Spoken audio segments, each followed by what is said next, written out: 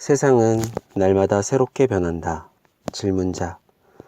저희 제자들이 평생 간직해야 할 말씀을 전해주십시오. 미즈노 남보크. 처음 세상이 만들어질 때는 아무것도 없었습니다.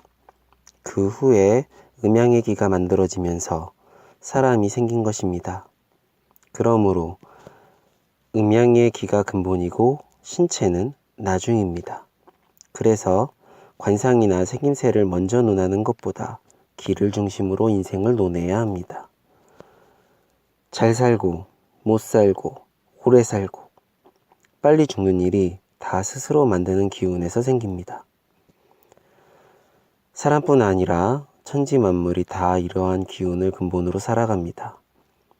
이런 음양의 기운을 보는 것이 내 관상의 비법입니다. 우주의 기운은 너무 커서 눈앞에 있다 해도 쉽게 볼 수 없습니다. 관상은 먼저 우주의 기운과 세상의 이치를 근본으로 해야 해 스스로 덕을 배우고 몸을 삼가는 것이 첫째 일입니다. 만물은 모두 각자의 상을 가지고 있습니다. 하찮은 미물이라도 상을 갖지 않은 것은 없습니다. 세상 모든 것이 모양새와 살아가는 방법이 있는데 하물며 사람이 없겠습니까? 다른 사람의 운명을 보기 위해서는 우주가 돌아가는 이치를 알아야 하며 그래야 만물의 이치 또한 꿰뚫어 볼 수 있는 것입니다. 상을 보는 이유가 무엇입니까? 만인에게 우주의 이치와 세상 살아가는 이치를 가르치고 베풀기 위함입니다. 스스로의 안위와 평안함을 위해 상을 보는 것은 이치에 어긋나는 일입니다. 그렇다면 만인에게 세상의 이치를 알려주는 이유는 무엇입니까? 만인으로 하여금 만물을 사랑하게 하여 온 세상이 자비와 사랑으로 가득 차게 하는 것입니다. 세상 사람들에게 이치를 가르친다고 그것이 자신의 덕이라고 생각하면 안 됩니다. 자신이 다른 사람을 가르치는 것도 다 천지자연의 덕이지 스스로의 덕은 아닙니다. 이렇게 스스로 겸손함으로써 점차 깨달음에 이르게 되면 자연스럽게 다른 사람이 추앙하는 사상가가 되는 것입니다. 천지에 베푸는 것이 곧 얻는 것이라는 것을 한시도 잊으면 안 됩니다. 다시 한번 강조하지만 베푸는 덕을 자신의 능력이라고 여기면 끝내 천지 만물의 이치에는 도달하지 못합니다. 모든 덕은 천지에서 나오는 것입니다. 그것을 자신의 덕이라고 생각하면 자연의 덕을 훔치는 일이니 어찌 좋은 일이라 하겠습니까? 물은 높은 곳에서 낮은 곳으로 흐릅니다. 바다가 자연스럽게 천지의 물을 받아들이는 듯 자연의 이치는 간단합니다. 이치를 알면 상을 꿰뚫어 보는 것이 하나도 신기하지 않습니다. 신기한 것은 도가 아니며 오로지 명명백백한 것이 도입니다. 세상 만물은 모두가 날마다 새롭게 변합니다. 날마다 새롭게 변하는 것을 꿰뚫어 보기 위해서는 만물을 나의 백성이라고 생각하는 자세가 필요합니다. 이런 자세로 만물을 바라보면 하루하루의 길흉을 알 수 있습니다. 만물은 매일 새롭게 바뀌며 한순간도 멈추지 않습니다. 사람 또한 혈기가 전신의 순환함에 따라 혈색이 시시때때로 바뀌는 것입니다. 계속 변하는 곳에서 이치를 터득한 유에서 무를 알 수 있고 무에서 유를 알 수 있습니다. 만물이 태어남과 돌아감을 반복하듯이 사람도 마찬가지입니다. 세상에 올 필요가 있을 때 생겨나고 다시 돌아가는 것입니다. 그리고 다시 생겨나는 것입니다. 그러므로 만물이 새롭게 된다는 것을 모르는 사람은 상을 보아도 그 이치를 미루어 알 수 없습니다. 이치를 모르는 사람은 남의 운명은 물론 자신의 운명조차 알 수 없는 것입니다. 천하의 이치를 아는 사람은 자신의 분수를 알고 스스로 어떻게 행동해야 하는 줄 압니다. 이를 모르는 사람이 높은 자리에 있으면 교만한 사람이 되기 쉽습니다. 특히 상을 보는 사람은 이 이치를 정확히 알아야 합니다. 이치를 모르는 관상가는 정확한 상을 볼 수 없을 뿐 아니라 사람을 가르칠 수도 없으며 잘못된 길로 이끌기도 합니다.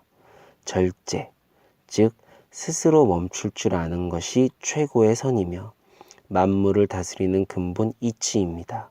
절제하지 않은 모든 것은 악의 근원이며 그 종말은 만물에 해롭습니다. 절제하지 못한 삶은 비록 좋은 운명을 타고났더라도 하늘의 운을 받지 못합니다. 천운은 무절제한 사람에게는 전달되지 않습니다.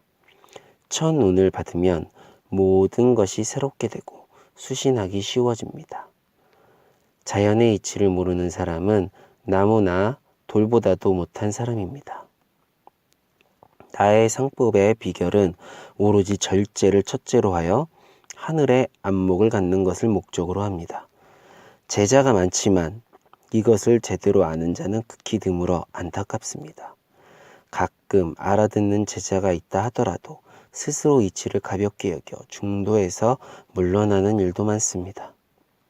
몇몇은 이치를 가볍게 여겨 내 이름을 더럽히는 일도 있습니다.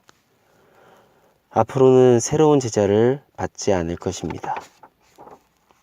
만약 배우고자 한다면 절제가 무엇인지 먼저 깨우쳐야 하며 만물의 나의 근본임을 알고 실천해야 할 것입니다. 이치의 심오한 의미를 깨달으면 내 비결을 스스로 터득한 것이니 나에게 따로 배울 것이 없습니다. 수신의 지혜. 질문자. 선생은 음식과 생명을 강조하지만 사람이 살아가는 데에 인의의 지신이 필요한 것인데 어찌 이것을 모르고 수신한다고 할 수 있겠습니까? 미즈노 남북구. 인의의 지신은 자연의 이치를 알면 자연이 얻어집니다. 생명은 하늘의 은혜로 만들어지고 땅의 지혜로 길러집니다. 나를 낳고 기르는 것이 하늘과 땅의 덕입니다. 하늘과 땅의 은혜를 아는데 어찌 부모의 은혜를 모르겠습니까? 천지의 은혜를 아는 사람에게 인의의 지신은 자연스럽게 얻어지는 열매일 뿐입니다. 성현의 말씀을 배우지 않아도 근본만 지키면 사람의 마음은 바로 서게 됩니다. 그래서 그를 알지 못해도 효를 행하는 사람이 많은 것입니다. 설사 지식이 높더라도 근본을 모르면 인의의 지시는커녕 부모마저 몰라봅니다.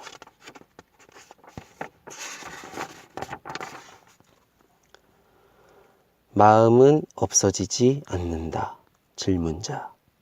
선생은 항상 심시는 묘법이라고 했는데 무엇이 묘이고 무엇이 법입니까? 미즈노 남북구. 사람을 포함하여 모든 만물에는 스스로 지닌 모습이 있습니다. 겉으로 드러난 모습뿐 아니라 자신이 의식하지 못하는 속 모양까지 모두 다른 상을 하고 있습니다. 상에는 유상과 무상이 있는데 유상은 보이는 것이라 쉽게 생각하고 무상은 어렵게 생각하는 것이 일반적입니다. 유상은 형체가 있는 것을 말합니다. 형체가 있는 모든 것은 다 각자 살아가는 법이 있습니다. 형체가 있는 것은 사라짐이 있는 법입니다. 그래서 신체를 법이라고 하는 것입니다. 이것을 알아가는 과정이 인생이며 공부입니다. 유상은 형체가 있어서 쉬워 보이지만 수시로 바뀌기 때문에 실체는 어렵습니다. 무상은 형체가 없으므로 모든 것이 명명백백합니다. 무상을 아는 것이 진정으로 아는 것이라고 할 수 있습니다. 무상은 곧 마음입니다. 마음은 무형으로 생김과 없어짐이 없습니다. 흔히 마음의 움직임을 묘하다고 합니다.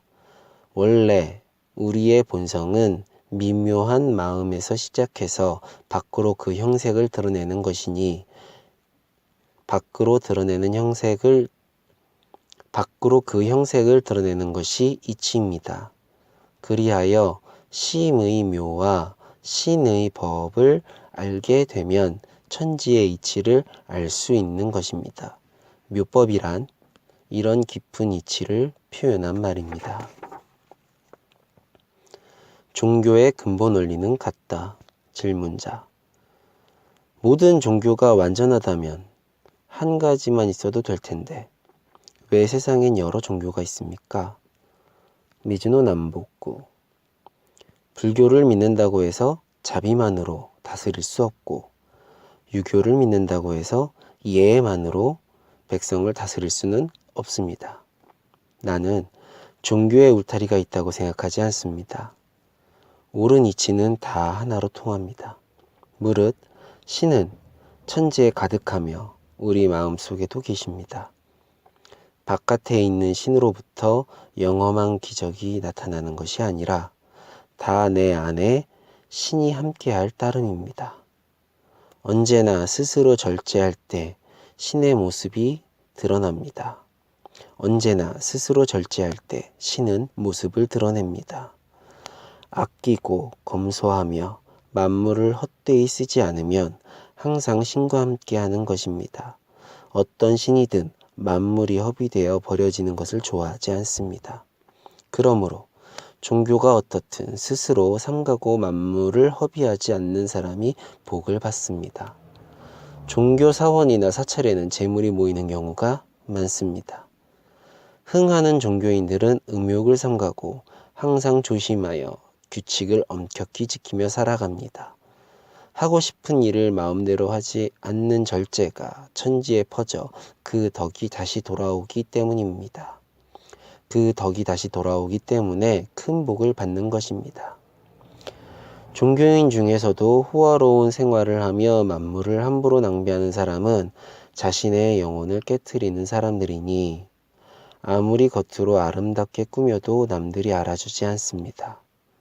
사치를 멀리하고 검소한 옷을 입고 음식을 절제하여 매일 크게 덕을 쌓으면 그 덕이 하늘과 땅을 다 채우고도 남습니다. 이런 사람은 칠흑 같은 산중 동굴에 기거해도 세상 사람들이 그 덕을 사모하여 스승으로 모시기 위해 모여드는 것입니다. 이것이 다 자신의 절제가 세상의 등불이 되어 천지를 비추기 때문입니다. 세상 모든 것에 신이 깃들여져 있다. 질문자. 스승님, 천지가 개벽할 때 가장 먼저 생기는 것이 신이라고 들었습니다. 그러면 만물과 신 중에 어느 것이 먼저입니까? 미즈노 남북구. 세상 사람들은 항상 어느 것이 먼저냐 라는 되지도 않는 질문을 합니다. 신이나 만물이 떨어져 있는 것이 아닙니다. 흑백으로 양분해서 생각하려는 태도로는 어느 문제도 해결할 수 없습니다. 만물이 신이고 신이 만물입니다. 만물은 신의 모습이고 신은 만물의 근본입니다. 이렇듯 만물은 신과 같이 높은 존재인 것입니다. 이런 이치를 깨달아 사람과 만물을 소중하게 여겨야 합니다. 세상 모든 것에 신이 깃들여 있다는 것을 알고 만물을 소중히 여기는 사람은 마침내 신의 보호를 받으며 도에 가까워집니다. 무릇 다른 사람의 인생을 지도하는 사람은 이런 이치를 먼저 깨달아야 합니다. 이 이치를 천하에 퍼뜨려 모든 사람이 실천하게 하는 것이 스승의 몫입니다. 이치를 알지 못하는 스승은 만물이 나날이 새롭게 변하는 것조차 알지 못합니다. 이런 사람이 스승으로 있으면 오히려 사람들에게 해를 끼칠 수도 있습니다. 스승은 사람의 행동을 보고 그 마음의 움직임을 면밀히 관찰하여 개개인에 따라 실천해야 할 덕행을 가르쳐야 합니다. 마음이 반석과 같이 될 때까지 더욱 행동을 조심스럽게 가르쳐야 합니다. 또한 이치를 스스로 터득할 수 있도록 도와줘야 합니다. 운명학의 비결. 질문자. 운명학을 공부하는 방법을 알려주십시오. 미즈노 남북구. 책만 파고들면 운명이 보이지 않습니다. 상의 길흉을 분명히 밝히려면 언제나 절제해야 합니다. 만물이 낭비되는 것을 하늘과 땅이 손상되는 것으로 여기고 사소한 것이라고 낭비하면 안 됩니다. 이처럼 3년을 절제하면 다른 사람의 상이 뚜렷이 보이기 시작합니다. 운명학자는 항상 스스로 실천하여 자신의 길흉을 몸에 간직하고 참 뜻을 깨달은 후에 다른 사람의 상을 보아야 합니다. 이치를 깨닫지 못한 사람은 운명을 감정해도 어째서 길흉이 있는지 알 수 없습니다. 길흉을 모르는 운명학자들은 운명도적이라고 할 수 있습니다. 상을 보러 온 사람 중에 도박이 직업인 사람이 있었습니다. 이 사람의 상을 보니 찌어찌게 가난한 것은 물론이고 머지않아 불구가 될 운명이었습니다. 그런데 이 사람은 젊을 때부터 음식 낭비를 엄청나게 싫어하던 사람이었습니다. 가끔 도박으로 큰 돈을 벌면 흥청망청 써버리기는 했지만 음식을 삼가고 죽을 먹는 것을 즐겼습니다. 심지어 개울에 떠내려오는 풀잎들을 모아 먹을 수 있는 것들을 정성스럽게 먹었습니다. 이 사람은 배운 것도 없고 내세울 직업도 없었지만 음식으로 천지의 덕을 쌓아 마침내 유복하게 되었습니다. 아주 좋지 않은 운명이라도 음식을 근본으로 검소한 생활을 지키면 출세할 수 있습니다. 운명은 정해진 것이 아니다. 질문자. 선생님은 천하제일의 관상가라고 소문이 대단하십니다. 그런데 왜 음식 절제만 강조하시고 인생의 길흉에 대해서는 자세한 말씀이 없으십니까? 미즈노 남북구. 내가 왜 상을 보는 줄 아십니까? 상이란 스스로 몸을 다스리고 천하를 다스리는 대도이기 때문에 나 혼자 알아서는 안 되기 때문입니다. 그래서 많은 사람을 모아 그 도를 가르치기 위해 상을 보고 길흉을 판단해 주는 것입니다. 근래에 와서는 사람들에게 도를 가르치기만 할 뿐 길흉은 말해주지 않습니다. 왜 그런 줄 아십니까? 도를 행하면 길흉은 의미가 없어지기 때문입니다. 도의 근본은 식이요 식을 근본으로 하여 도가 시작되니 음식에 관한 말을 많이 할 수밖에 없습니다. 상은 있다가도 없고 없다가도 있는 것입니다. 길흉이란 처음부터 확정된 것이 아닙니다. 식을 절제하면 심신이 엄중해지므로 당연히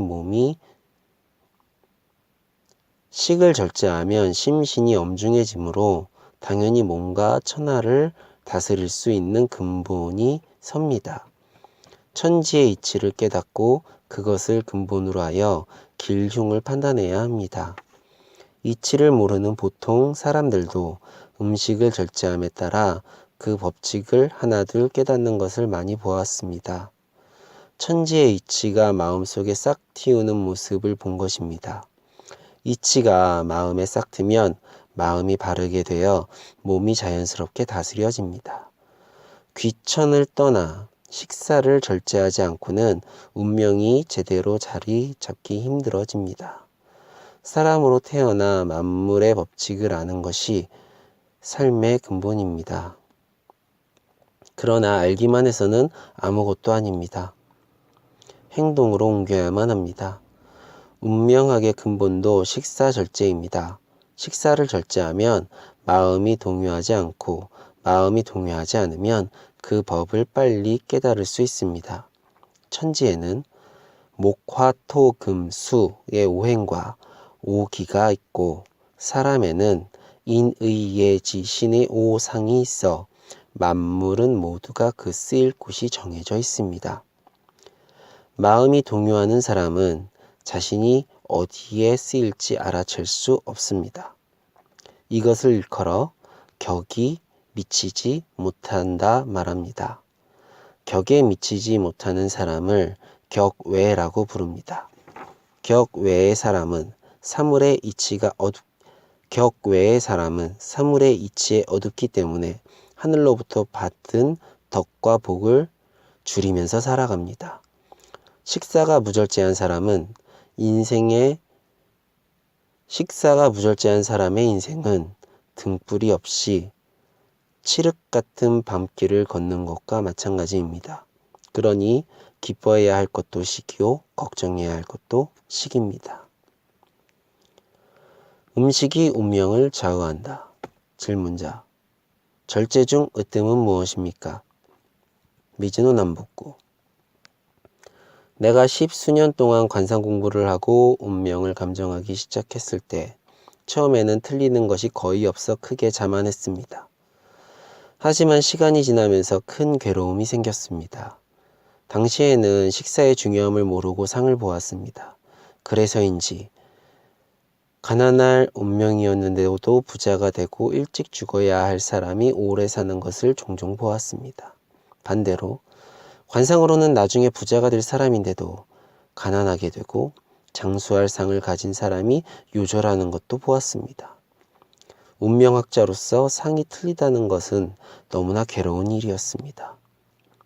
상을 보아 길흉을 판단하는 것만으로는 모두 맞출 수 없다는 사실도 알게 되었습니다.